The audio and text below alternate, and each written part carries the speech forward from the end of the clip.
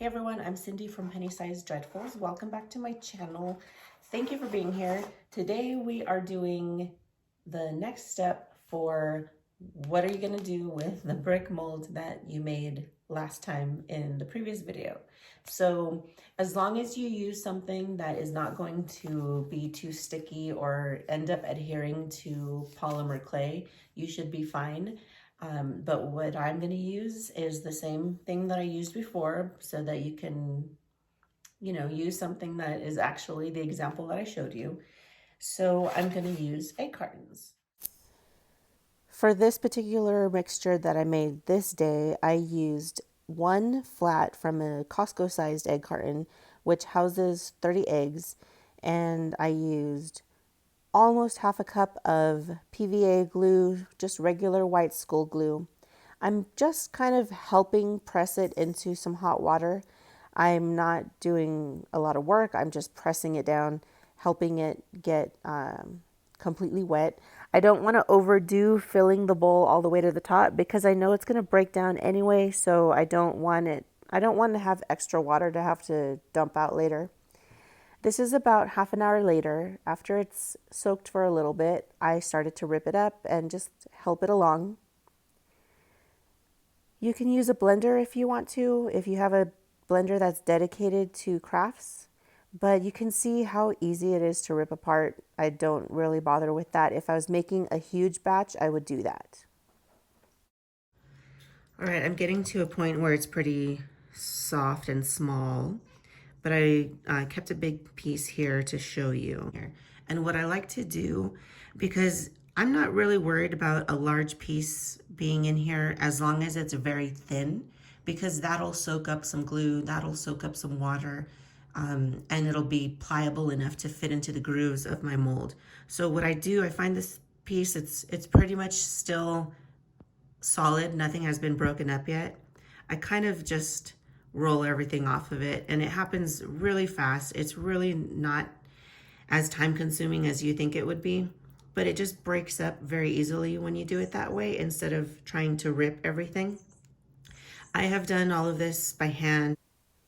But when I made a huge, gigantic batch, like I think I used probably 8 or 10 egg cartons, I actually used like a tile grout mixer attachment on a drill to mix that up. And it wasn't like it really shredded it, it just helped to mix it.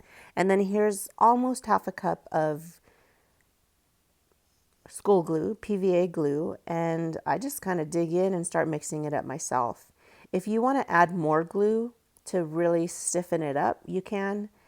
You could also add less glue. It would definitely still work with a little less glue. I like the consistency of this. So I'm squeezing out a lot of the excess water, but I'm leaving it really mushy. Like I'm leaving a little bit more than what you would normally leave when you're making a paper mache project.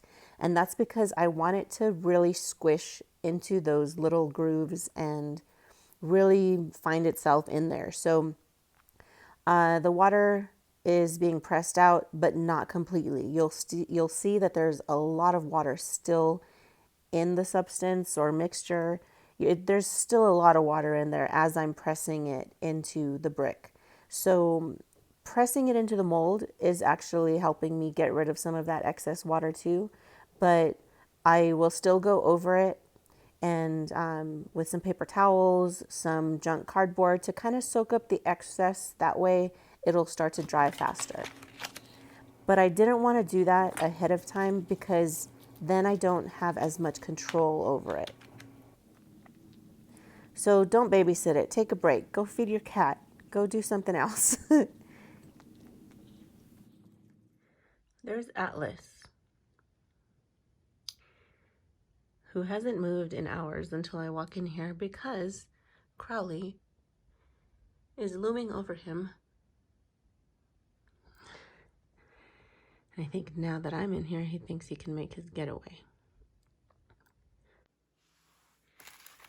Okay, so keep in mind that I have used this mold so many times already. It's gotten a little soft.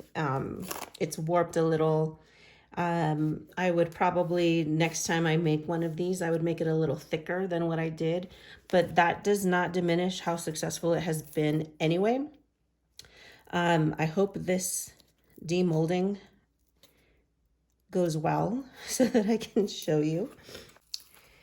I didn't use like a demolding spray or petroleum jelly or anything.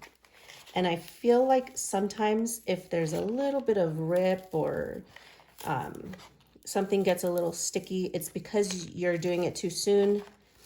But I found that even those pieces, I actually liked them because it gives extra variation and extra texture, detail that you might, you wish you could add it, but you don't really know how to do it. I mean, I wouldn't figure out how to do it. Maybe blotching something on after the fact, or hopefully that happens with your dry brushing or stippling techniques.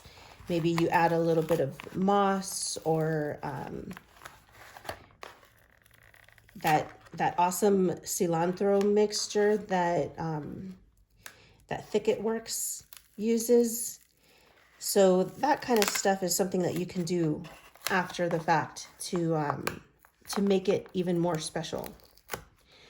So that wasn't so bad. That was in real time. And here's my brick wall. So you do have to be a little careful. It's not like you're just grabbing it. It's a really great outcome for a low price. And even though it takes some time to make the mold, it takes some time to wait for this to dry, it's so easy when you're applying it. And like I said before, it's not like you're babysitting it the whole time. You definitely put it off to the side, let time do its work, and then you go work on something else. So this is already a first story of brick. So I hope you enjoy that project, and I hope it works for you in some way, even if it's just for, small gifts that you're giving away and you don't want to use all of your really expensive supplies.